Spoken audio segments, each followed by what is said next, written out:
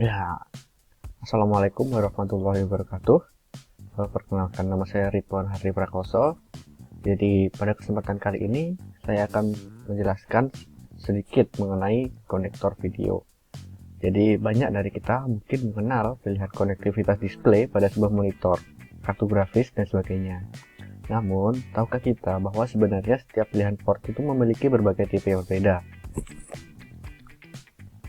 Contohnya itu ada kabel DVI, kabel VGA, kabel HDMI dan lain-lain. Jadi di sini nanti saya akan menjelaskan beberapa jenis konektor video yang sering kita gunakan. Jadi yang pertama ada DVI atau Digital Visual Interface. Digital Visual Interface merupakan interface video atau display yang dikembangkan oleh Digital Display Working Group atau DDWG. Interface digital ini digunakan untuk menghubungkan sumber video seperti kartu grafis ke perangkat layar seperti monitor komputer. Tipe ini dikembangkan dengan tujuan untuk menciptakan standar industri untuk transfer konten video digital yang jauh lebih lengkap. Jadi port DVI ini memiliki interface yang dirancang untuk mentransmitkan video digital tanpa kompresi dan dapat dikonfigurasi untuk mendukung beberapa mode seperti DVI-A, DVI-D, DVI-I. Jadi format transmisi video digital DVI didasarkan pada panel link, di mana ini merupakan sebuah format serial yang dikembangkan oleh Silicon Image yang menggunakan serial link berkecepatan tinggi. Ya, ini disebut Transmission Minimized Differential Signaling atau TMDS. Dan seperti konektor VGA analog modern, konektor DVI juga menyertakan pin untuk saluran data display. Di versi DDC2 yang lebih baru, di mana ini memungkinkan adaptor grafis untuk bisa membaca data identifikasi layar extended monitor. Nah, jika layar mendukung sinyal analog dan digital dalam satu input DVI, setiap metode masukan dapat mengelompokkan edit yang berbeda karena DDC hanya bisa mendukung satu edit. Ini bisa menjadi masalah ya jika input digital dan analog dalam aktivitas yang mendeteksi port DVI. Jadi, ketika sebuah sumber dan tampilan terhubung, sumber pertama menanyakan kemampuan display dengan membaca blok edit monitor melalui link I2C. Blok edit biasanya berisi identifikasi layar, karakteristik warna seperti tingkat gamma, dan tabel mode video yang didukung. Tabel dapat merujuk mode pilihan atau resolusi asli. Setiap mode adalah satu set nilai waktu CRT yang menentukan durasi dan frekuensi sinkronisasi horizontal atau vertikal posisi, area tampilan aktif, resolusi horizontal, resolusi vertikal, dan refresh rate. Jadi, tadi ada keuntungannya yaitu spesifikasi DVI sangat kompatibel dengan interface VGA. Tapi ada kelemahannya yaitu hanya mengirimkan sinyal video. Jadi oleh karena itu, jika kita ingin menggunakan HDMI ke port, menghubungkan port DVI dengan HDMI, perlu konektor audio lain karena port HDMI kan bisa audio video. Nah, kemudian tadi ada 3 mode ya, ada DVI-A, DVI-D, dan DVI-I. Jadi ini adalah gambarnya, gambar port DVI-nya. Kemudian compatible display dari DVI sendiri. Jadi untuk kompatibilitas dengan display yang menggunakan sinyal VGA analog, beberapa konektor DVI membawa sinyal analog. Port ini biasanya memiliki syarat tertentu, ya, di mana pilihan format pixel rendah untuk resolusi yang rendah hadir pada resolusi 640 x 480 pada 60 Hz. Kemudian data pixel video yang dikodekan secara digital ini diangkut menggunakan beberapa link TMDS.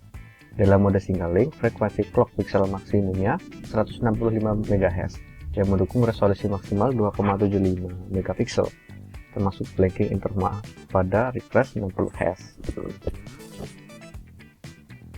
Nah, jadi untuk keperluan praktis, port ini juga memungkinkan ya untuk resolusi layar 16:10 dengan maksimal ukurannya 1920 dikali 1200 pada 60 Hz. Sedangkan untuk resolusi yang tinggi, port DVI hadir dengan fitur dual link dengan resolusi maksimum 2560 dikali 1600 dan didukung pada 60 Hz.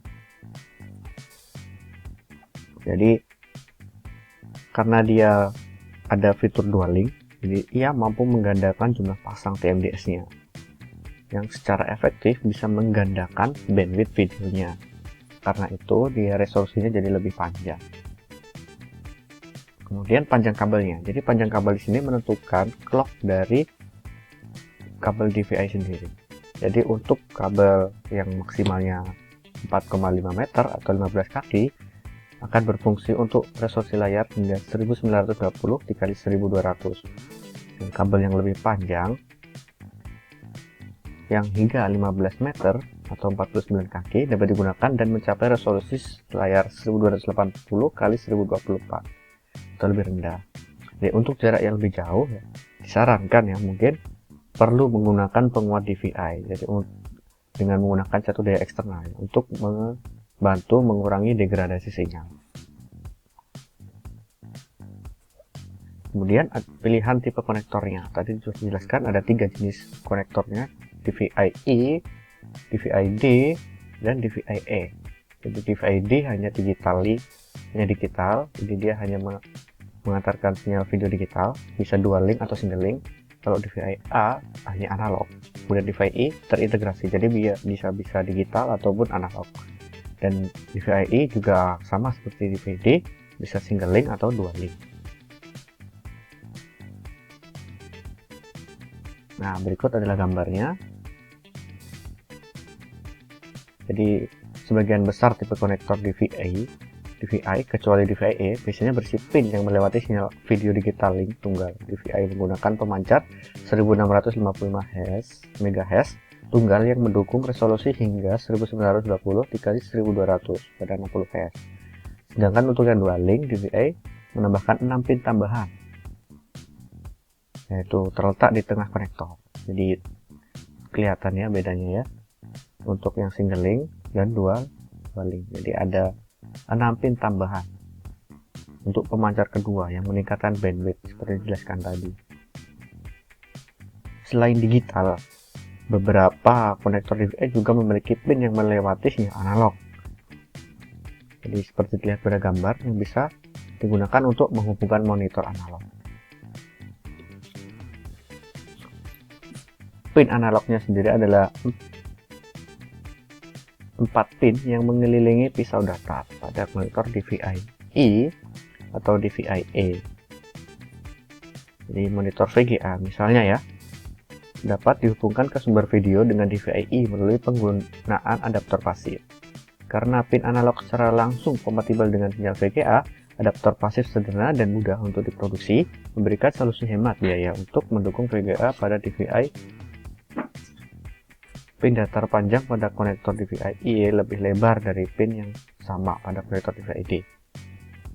Jadi meskipun keempat pin analognya dilepas secara manual, tetapi kita tidak bisa menghubungkan DVI-E male ke sebuah DVI-D male. Jadi tidak bisa saling disilangkan.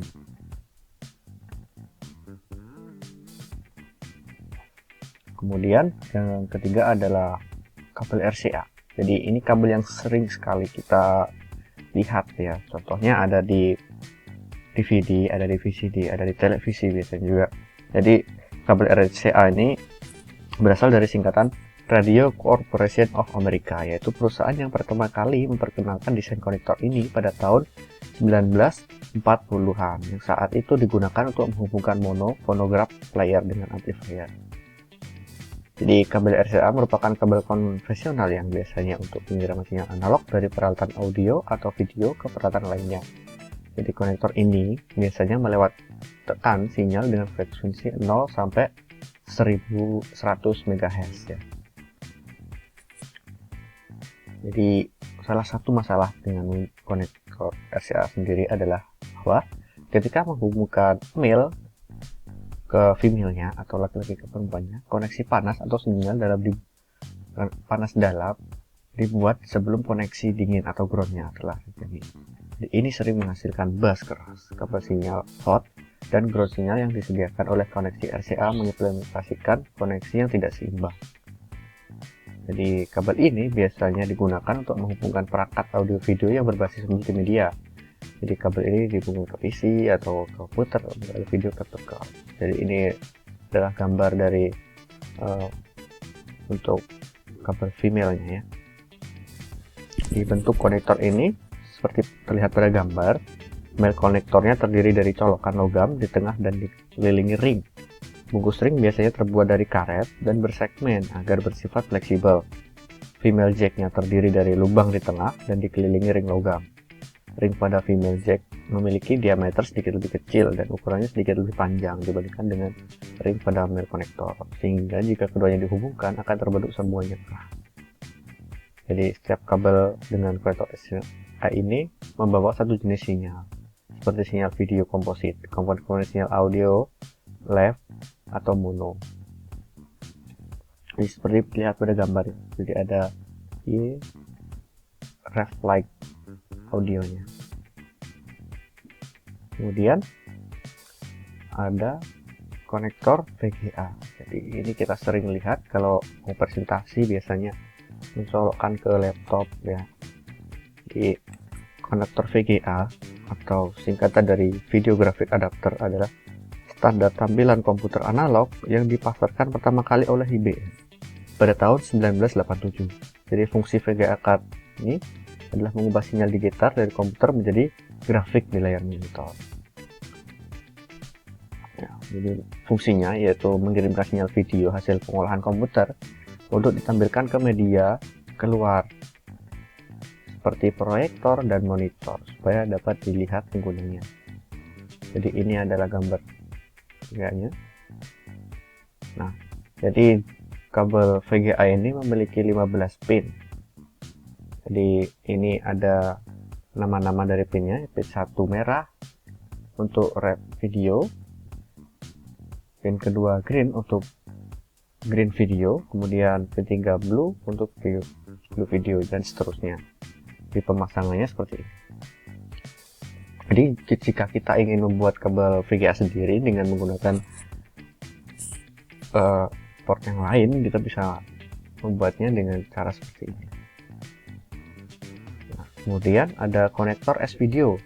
Jadi sesuai namanya, konektor S-Video atau separate video, konektor ini merupakan tipe konektor yang digunakan untuk transmisi video analog. Jadi pada skema video analog, informasi videonya dibagi menjadi dua komponen, yaitu luminance atau luma atau Y dan chrominance, chroma atau C. Jadi luminance itu membawa informasi tingkat gelap terang pada gambar, terlihat seperti pada TV hitam putih. Sedangkan chrominance membawa informasi warna. Sebagai perbandingan, pada komposit video atau kualitas lebih rendah dari analog video, informasi videonya ditransmisikan dalam satu komponen atau satu kanal. Sedangkan pada komponen video kualitas lebih tinggi dari analog video, informasi videonya dikodekan menjadi 3 komponen, yaitu luminance, warna biru, dan warna merah yang terlihat sebelumnya ya. Jadi konektor S-Video ini biasanya memiliki 4 pin yang bisa digunakan untuk video. Jadi pin pertama itu adalah ground untuk Y, pin kedua ground untuk C, pin ketiga Y atau luminance, pin 4 adalah C atau chrominance. Di konektor S videonya tadi udah dijelaskan, dia hanya bisa membawa transmisi video analog dan tidak bisa membawa sinyal audio bersamaan dalam satu kabel. Jadi kalau kita ingin menggunakan atau ingin mengambil sinyal audio, kita harus menggunakan konektor audio tersendiri. Jadi kelebihannya sendiri, konektor S-Video ini adalah kualitasnya sangat baik untuk transmisi video karena informasi videonya dipisah menjadi 2 komponen, luma dan chroma. Maka bandwidthnya lebih besar jika dibandingkan dengan video komposit yang menggabung komponen luma dan chroma sehingga bandwidthnya harus dibagi bersama. Kemudian ada kabel HDMI. Kabel HDMI sendiri merupakan kabel High Definition Multimedia Interface yang standar interface audio video. Jadi kabel HDMI ini bisa digunakan untuk mengambil sinyal audio dan video. Jadi HDMI adalah serangkaian aturan yang memungkinkan perangkat-perangkat elektronik High Definition berkomunikasi. Keunggulan dan kelemahannya sendiri yaitu tidak membutuhkan waktu atau tenaga untuk mengubah sinyal dari format analog. Kemudian HDMI mengurangi jumlah kabel yang dibutuhkan untuk menghubungkan antar komponen.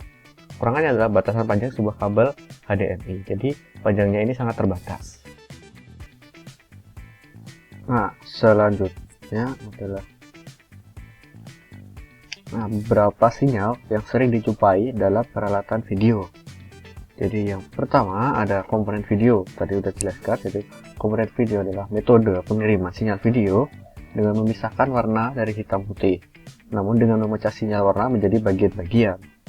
Kemudian yang kedua ada composite atau composite. Jadi metode pengiriman sinyal video dengan mencampurkan beberapa sinyal warna menjadi satu dalam sebuah interface konektor.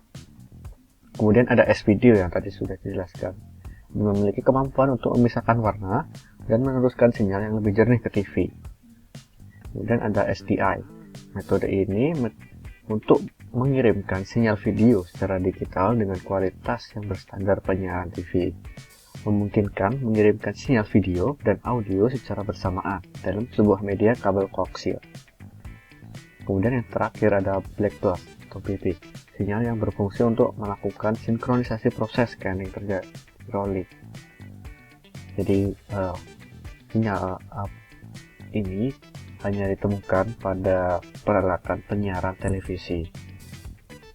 Jadi berikut tadi adalah beberapa jenis dari konektor video yang sering kita jumpai pada kehidupan sehari-hari, dan sekarang adalah waktunya menutup. Jadi ini ada beberapa quotes ya, your future is created by what you do today, not tomorrow. Jadi marilah kita berproses hari ini. Terima kasih.